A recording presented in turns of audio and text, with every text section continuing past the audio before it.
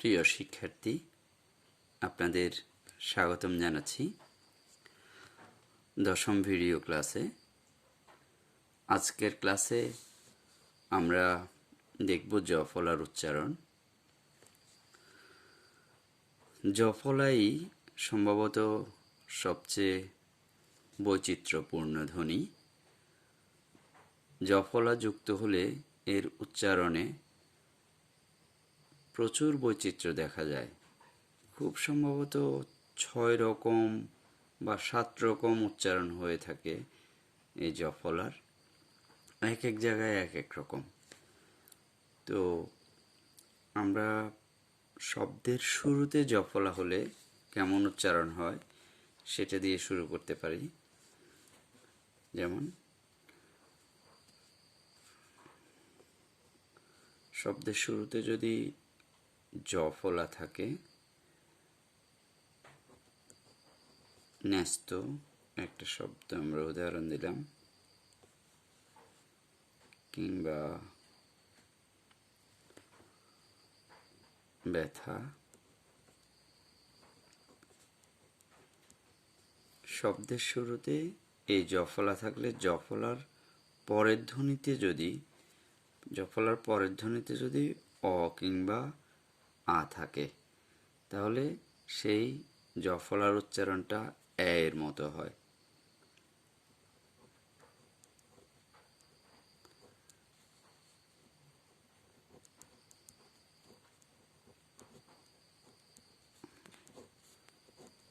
ন্যস্ত,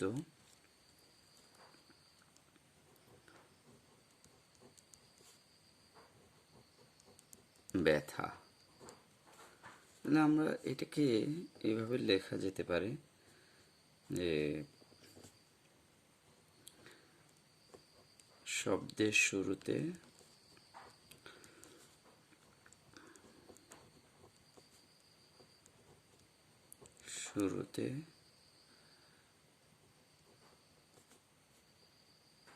জফলা। যদি শব্দের শুরুতে জফলা থাকে, এই জফলার পরের ধ্বনিতে অভা আ থাকে, এটা হচ্ছে পরের ধ্বনিতে।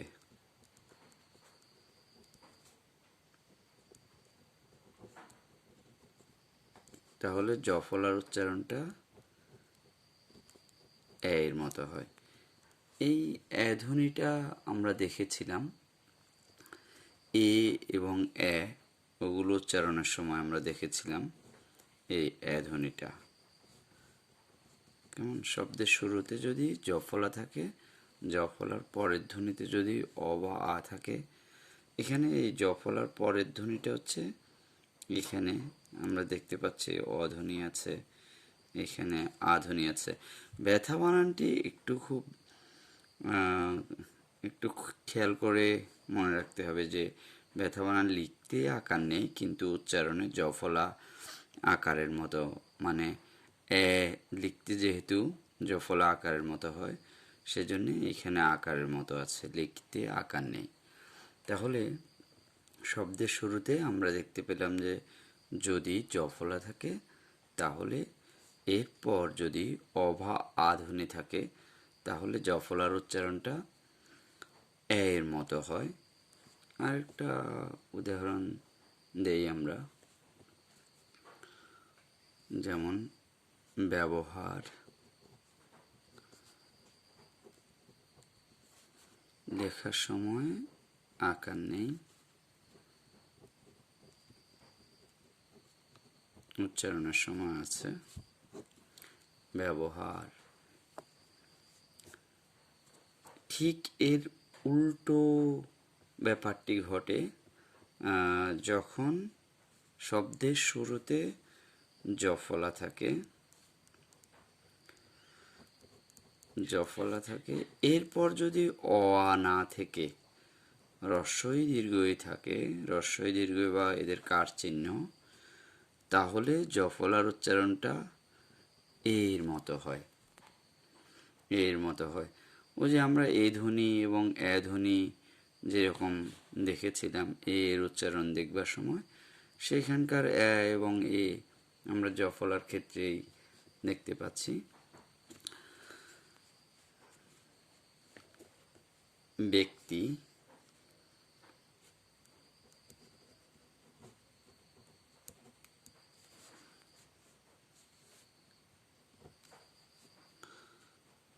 এর উচ্চারণ হচ্ছে এ দিয়ে, ব্যক্তি।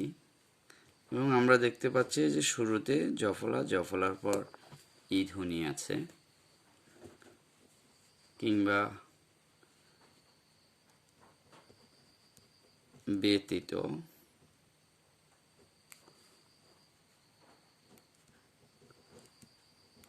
ব্যতীত,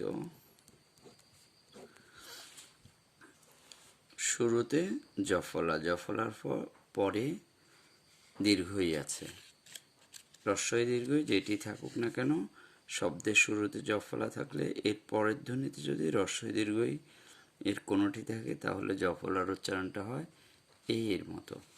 এবার আমরা দেখব যে জফলার পরে যদি রস্ব দীর্ঘ থাকে তাহলে কি হয়, এবং এই ক্ষেত্রে জফলার উচ্চারণটি কিন্তু হয় না।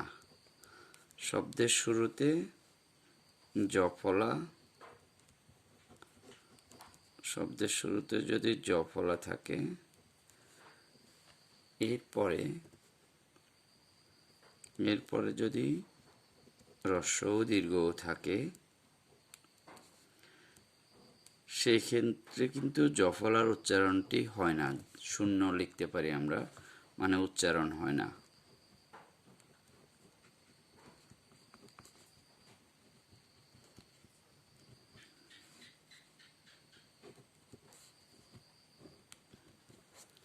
যেমন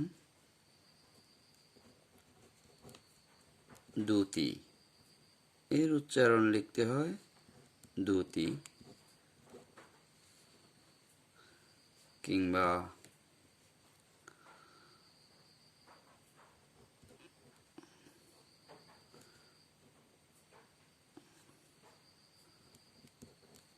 নুব্জ,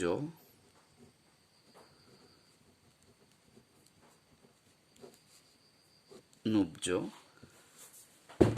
শব্দের শুরুতে রস্ব দীর্ঘ থাকলে, রস্ব দীর্ঘ আছে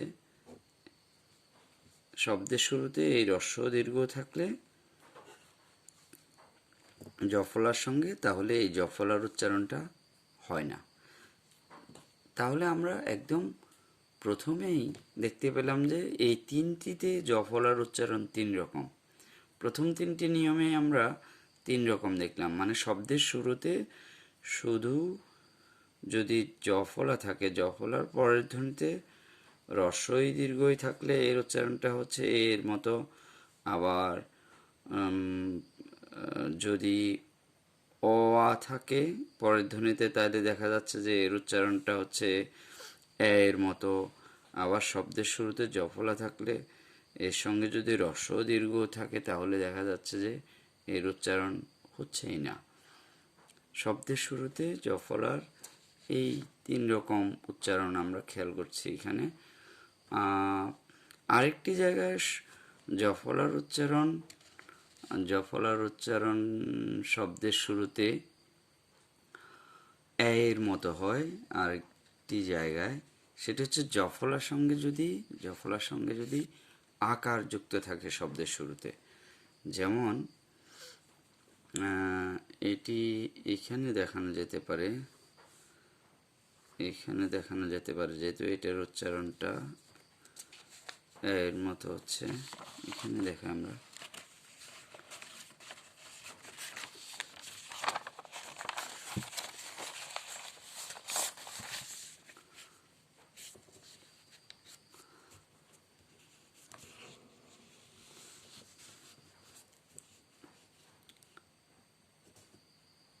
যেমন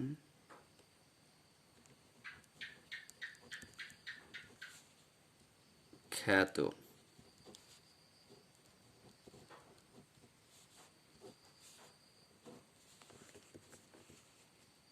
যেমন ত্যাগ।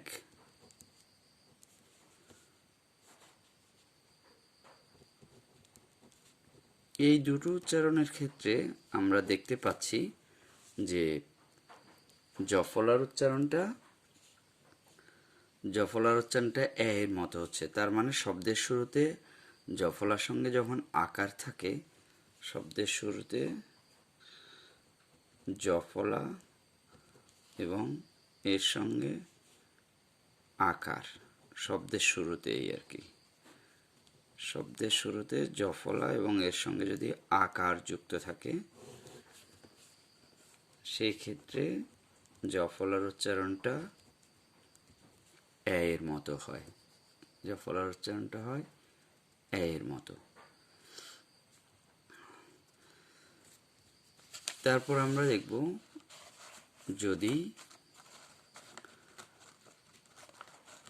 শব্দের শেষে জফলার সঙ্গে আকার যুক্ত থাকে, শব্দের শেষে জফলার সঙ্গে আকার থাকে, তাহলে এই জফলা ব্যঞ্জনটিকে দ্বিতীয় করে এবং সেখানে আয়ের মতোই উচ্চারণ হয়, এর মতো হয় না।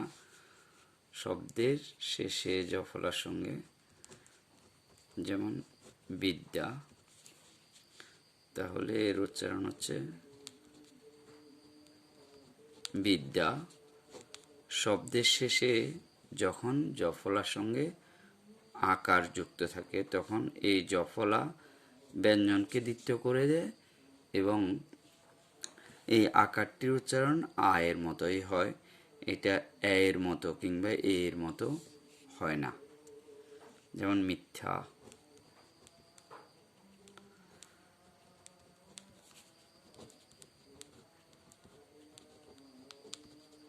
মিথ্যা। এক্ষেত্রে আমরা দেখতে পাচ্ছি এই জফলা ব্যঞ্জনটিকে দ্বিতীয় করে দিচ্ছে এবং জফলার সঙ্গে যে আকার, সেই আকারের আয়ের মতোই উচ্চারণ হচ্ছে, এ বা এর মতো উচ্চারণ হচ্ছে না। এখানে একটু খেয়াল করবেন, থয়ের উচ্চারণটা একটা ত এবং একটা থ দিয়ে হলো, এবং আমরা জানি, আমরা আগেই জেনেছি, যে কোনো মহাপ্রাণ ধ্বনি যখন দুইবার উচ্চারিত হয় তাহলে একটি অল্প প্রাণ সহযোগে উচ্চারিত হয়। মানে থ যখন দুইবার উচ্চারিত হবে, থ একটি মহাপ্রাণ ধ্বনি, তাহলে এই মহাপ্রাণ ধ্বনিটি যখন দুইবার উচ্চারিত হবে তখন একটি ত একটি থ যোগে উচ্চারিত হবে। একটি মহাপ্রাণ ধ্বনি যখন দুইবার উচ্চারিত হয় তখন একটি অল্প প্রাণ ধ্বনি এবং একটি মহাপ্রাণ ধ্বনি উচ্চারিত হয়। পরপর দুটি মহাপ্রাণ ধ্বনি উচ্চারিত হয় না কখনো। তাহলে আমরা জফলার উচ্চারণের 5টি নিয়ম এর মধ্যে দেখলাম। এরপর আমরা ষষ্ঠ নিয়মটিতে যাচ্ছি। শব্দের মাঝে বা শেষে যখন জফলা যুক্ত হয়, শব্দের মাঝে বা শেষে,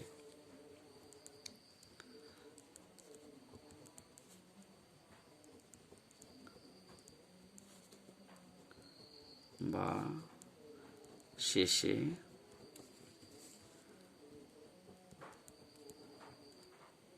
জফলা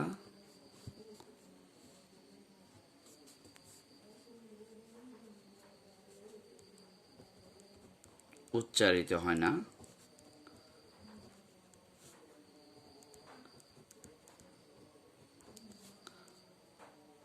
তবে ব্যঞ্জনকে, আশ্রয়ী ব্যঞ্জনকে, যেটির সঙ্গে সে যুক্ত থাকে, আশ্রয়ী ব্যঞ্জনকে দ্বিতীয় করে। শব্দের মাঝে বা শেষে হলে সে যুক্ত হয় না, তবে আশ্রয়ী ব্যঞ্জনটিকে দ্বিতীয় করে দেয়। যেমন আমরা লিখতে পারি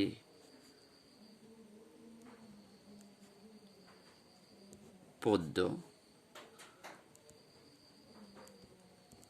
তাহলে আমরা দেখতে পাচ্ছি যে দয়ের সঙ্গে সে যুক্ত হয়েছিল এবং দকে দ্বিতীয় করে দিচ্ছে।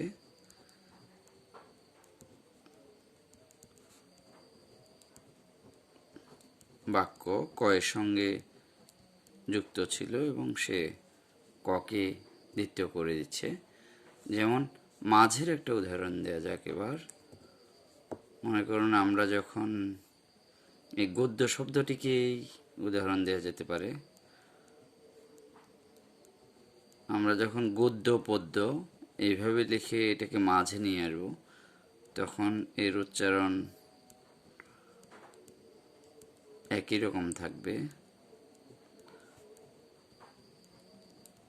গদ্য পদ্য যখন শব্দটিকে মাঝে নিয়ে আসবো জফলাটিকে, তখন এর উচ্চারণ একই রকম থাকবে। কিংবা কল্যাণ উদাহরণ দেওয়া যেতে পারে।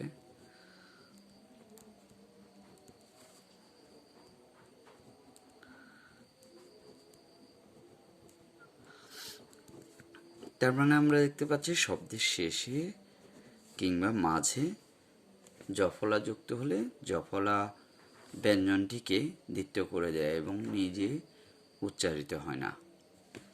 এরপর আমরা দেখতে পারি যে হয়ের সঙ্গে জফলা, এবং আমরা যুক্ত ব্যঞ্জনে হয়ের উচ্চারণে এটি আলোচনা করেছিলাম যে হয়ের সঙ্গে যে কোনো ব্যঞ্জন ধ্বনি যুক্ত হোক না কেন সেই ক্ষেত্রে হয়ের উচ্চারণ হয় না, আর যেটি যুক্ত হয় সেটি দ্বিতীয় হয়ে যায় এবং প্রথমটি অল্পপ্রাণ পরেরটি মহাপ্রাণ উচ্চারিত হয়। মানে হয়ের সঙ্গে যখন জফলা যুক্ত হয়, হয়ের সঙ্গে জফলা যখন যুক্ত হবে, একটু বড় করে লেখা যায় এটা,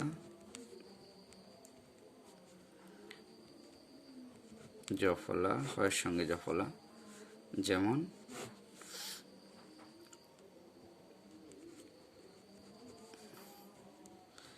সহ্য,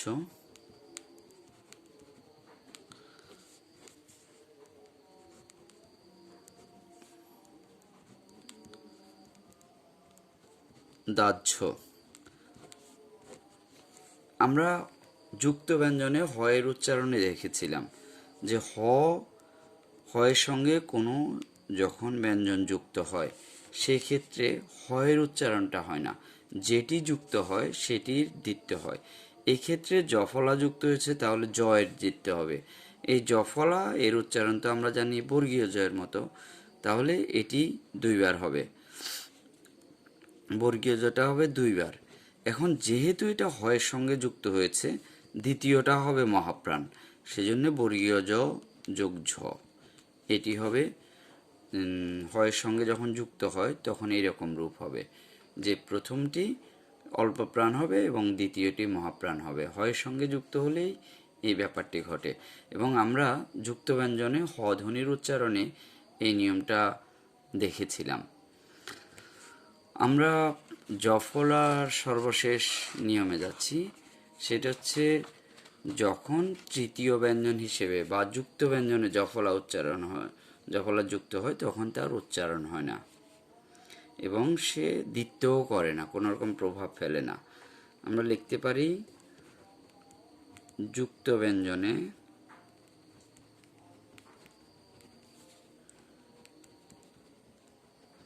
জফলা যুক্ত হলে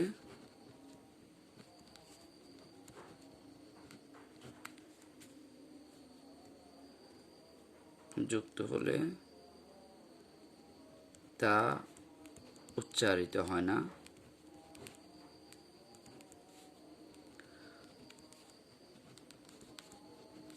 এবং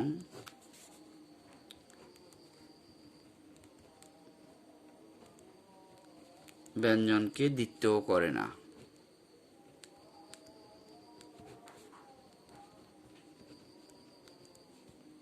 ব্যঞ্জনকে দ্বিতীয় করে না। যেমন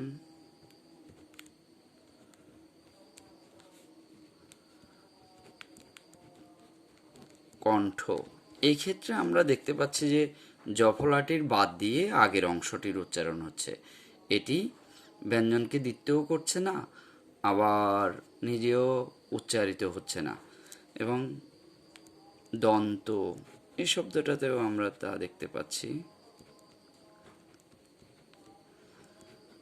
এবং আমরা বফলা আর মফলার ক্ষেত্রে এই বিষয়টি খেয়াল করেছিলাম যখন শব্দের সঙ্গে শব্দের তৃতীয় ব্যঞ্জন হিসেবে কিংবা যুক্ত ব্যঞ্জনে এই ফলাগুলো যুক্ত হয়, ব ফলা, ম ফলা, জ ফলা, তখন কিন্তু কোথাও এগুলো উচ্চারিত হয় না এবং যেই ব্যঞ্জনগুলোর সঙ্গে যুক্ত হলো এদের কাউকে দ্বিতীয় করে না, কোনো রকম প্রভাব ফেলে না।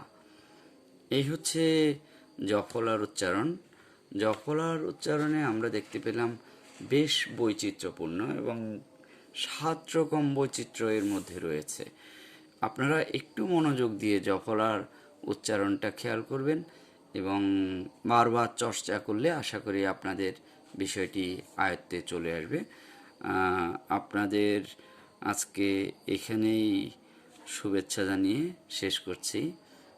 আমাদের 10ম ভিডিও ক্লাস, পরবর্তী ক্লাসে আবার দেখা হবে। ধন্যবাদ।